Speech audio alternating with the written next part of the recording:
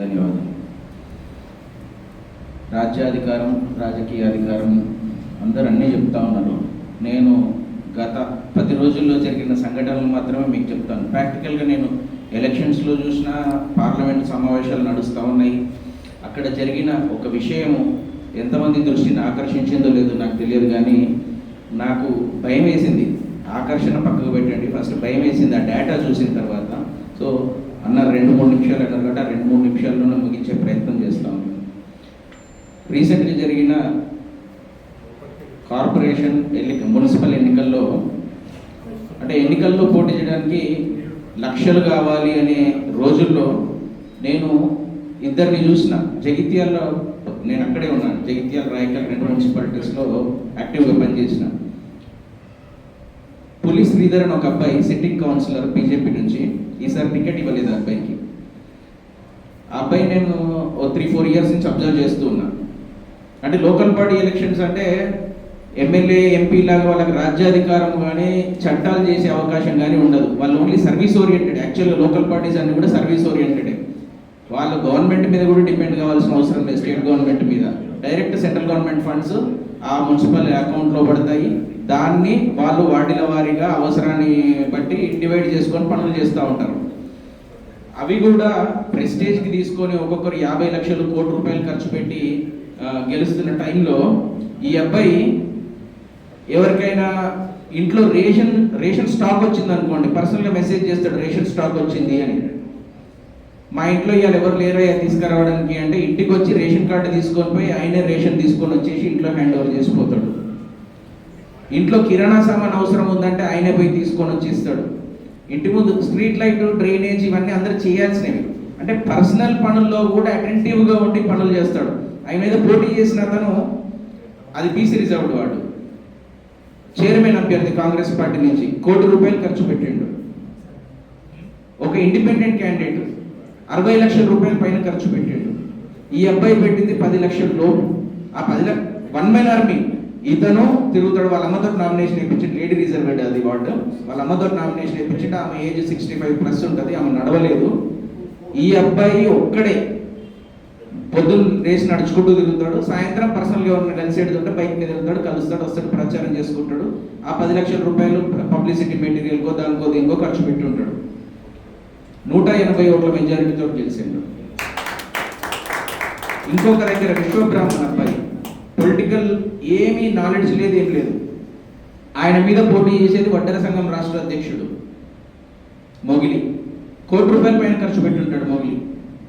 ఈ అబ్బాయి దగ్గర డబ్బులు లేవు విశ్వబ్రాహ్మణుడి దగ్గర ఖర్చు పెట్టడానికి. 2 సంవత్సరాల నుంచి వాటిలో ఇల్లు తిరుగుతున్నాడు, దండం పెడుతున్నాడు. మీకు ఏం కావాలంటే కౌన్సిలర్ కూడా కాదు, ఏం కాదు, సర్వీస్ చేసేడు, గెలిచాడు. అంటే ఈ 2 ఎగ్జాంపుల్స్ ఎందుకు చెప్తున్నా అంటే, మీకు జీరో బడ్జెట్ పాలిటిక్స్ సాధ్యమా అంటే సాధ్యమే అని చెప్పడానికి మాత్రమే చెప్తున్నాను. ఒకటి ఏంటంటే, మనం సర్వీస్ ఓరియంటెడ్గా ఉండాలి, జనాలతోటి కనెక్ట్ మెయింటైన్ చేయాలి, వాళ్ళ అవసరాలు ఏమున్నాయో చూసుకోవాలి, అవి ఫుల్ఫిల్ చేయాలి. అవసరాలు అంటే పర్సనల్ అవసరాలు కాదు, తీర్చగలిగే అవసరాలు ఏమున్నాయో చేయాలి. ఇది బడ్జెట్ విషయంలో, పాలిటిక్స్ రీసెంట్గా జరిగిన బడ్జెట్ విషయంలో.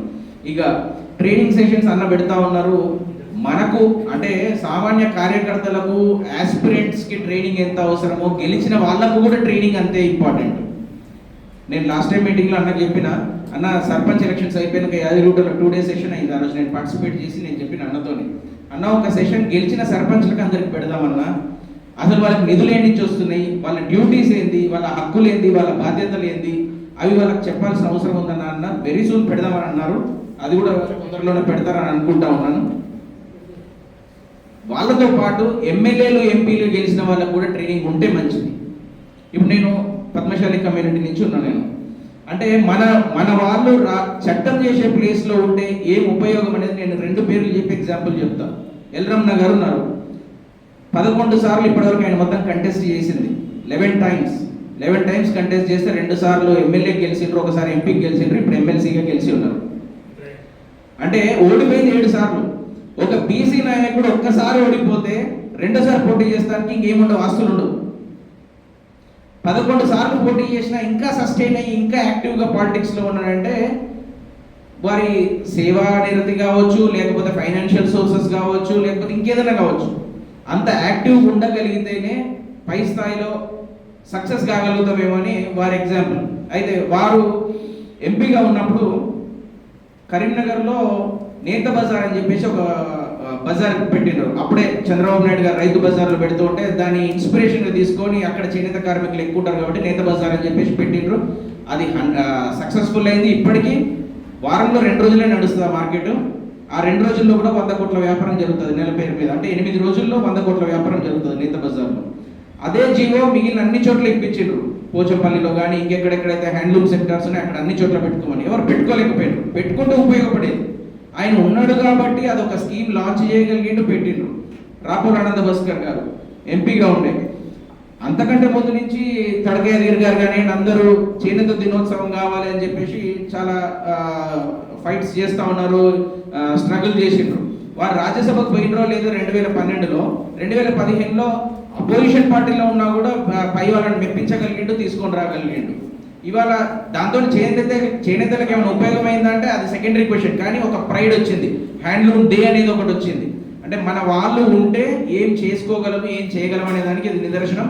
అయితే మిగిలిన వాళ్ళు ఏం చెయ్యాలో ఎలా చేయాలో అనేది కూడా వాళ్ళకు ట్రైనింగ్ ఇవ్వాలని చెప్పడానికి ఈ ఉదాహరణ చెప్పిన నేను. ఈ 2 అంశాలు పక్కకు పెట్టేస్తే, రీసెంట్గా రాజ్యసభలో మొన్న ఫిబ్రవరి 12వ తారీఖు కేంద్ర మంత్రి జితేందర్ సింగ్ గారు ఒక డేటా పబ్లిష్ అంటే అందరికి అనౌన్స్ చేసిండ్రు. 2020 నుంచి 2025 సంవత్సరం వరకు మొత్తం టోటల్గా సివిల్ సర్వెంట్స్ పోస్టులు శాంక్షన్ చేసింది 15,169 పోస్టులు శాంక్షన్ అయినాయి. 15,169 ఈ 5 సంవత్సరాల పీరియడ్లో. దాంట్లో 2,834 పోస్టులు నింపలేదు. అంటే మిగిలింది 12,335 పోస్టులు నిండినాయి.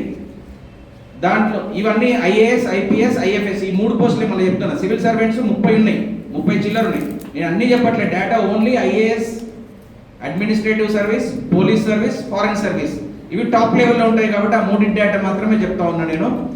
12,335లో ఏది నిండిన దాంట్లో ఓబీసీలు కేవలం 731 మంది. 12,335లో ఓబీసీలు కేవలం 731 మంది, ఎస్సీలు 371 మంది, 190 మంది ఎస్టీలు, అంటే 1,292 మంది ఈ రిజర్వ్డ్ కేటగిరీలో పోతే మిగిలిన అన్ని కూడా ఫార్వర్డ్ క్యాస్ట్ వాళ్ళు తీసుకొని పోయింది 11,043 పోస్టులు. 11,043 పోస్టులు ఐఏఎస్, ఐపీఎస్, ఐఎఫ్ఎస్ ఈ 5 సంవత్సరాల్లోనే వాళ్ళు అకామిడేట్ అయ్యి ఉన్నారు. మరి అవకాశాలు రిజర్వేషన్లు ఉన్నా కూడా మన వాళ్ళు ఎందుకు అక్కడికి వెళ్ళలేకపోతున్నారు? కేవలం రాజ్యాధికారమే కాదు, డెమోక్రసీ అంటే ఒక ఎమ్మెల్యేనో ఎంపీఓ కాదు. Judiciary services, administrative services, press and law making ఇవన్నీ 4 కలిపితేనే రాజ్యాధికారం. సో మనము ఎమ్మెల్యేలు, ఎంపీలు, సర్పంచ్లు ఇవే మాట్లాడకుండా ఐఏఎస్లు, ఐపీఎస్ల గురించి కూడా దాని మీద కూడా దృష్టి పెట్టేసి మనం అందరం అంటే వెల్ ఎడ్యుకేటెడ్ అంటున్నాము. ఇంజనీరింగ్ అండ్ మెడిసిన్ చదివితేనే వెల్ ఎడ్యుకేటెడ్ కాదు, అడ్మినిస్ట్రేటివ్ సర్వీసెస్ వైపు కూడా వెళ్ళాలి. అడ్మినిస్ట్రేటివ్ సర్వీసెస్ కోసం మనం కొట్లాడితే కనీసం గ్రూప్ 1కో గ్రూప్ 2కో వస్తాము. ప్రమోషన్లో వీళ్ళు కూడా కాన్ఫిడెంట్ ఐఏఎస్లు అవుతూ ఉంటారు. ఐఏఎస్లు చేయగలిగే పని వేరే ఎమ్మెల్యేలు కూడా చేయలేరు. వాస్తవానికి అయితే ఎమ్మెల్యే కూడా గైడెన్స్ కోసం ఐఏఎస్ దగ్గరికి వెళ్ళాలి. మళ్ళీ ఒకటే ఏంటంటే సంతకం పెట్టే పవర్, ఈయన చట్టం చేసే పవర్ ఈయనకు ఉంది, ఇంప్లిమెంట్ చేయాల్సింది మళ్ళీ ఐఏఎస్ఏ. సో మనము మన పిల్లల్ని సివిల్ సర్వెంట్స్గా కూడా తీర్చిదిద్దుదాము. కేవలం రాజ్యాధికారం కావాల్సిందే, కావద్దనేది ఏం లేదు. పెట్టేవాడు మనవాడైతే ఎక్కడ కూర్చున్నా కూడా ములుగపోకు వస్తున్నట్టు రాజ్యాధికారం మన చేతుల్లో ఉంటే మనం ఏమైనా చేసుకోగలము.